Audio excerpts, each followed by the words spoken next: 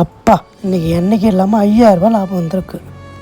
பிரியங்கா கிட்ட இதை மறைச்சி வச்சுட்டு இன்றைக்கி எடுத்துகிட்டு போன சொல்லி 1000 ரூபா லாஸ்ன்னு சொல்லுவோம். என்ன ரியாக்ஷன் பண்ணுறான்னு பார்ப்போம்.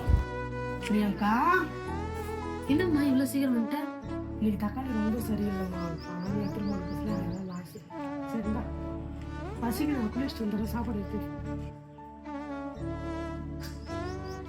சோறு போடல நடி உக்காந்துட்டு இருக்கா?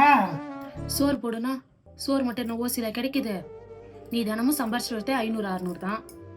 அதுலேயும் எடுத்துகிட்டு போன காசுல 1000 போச்சு 2000 போச்சுன்னா நாளைக்கு இதையும் சேர்த்து சம்பாரிச்சிட்டு வா, அப்போ சோறு போடுறேன்.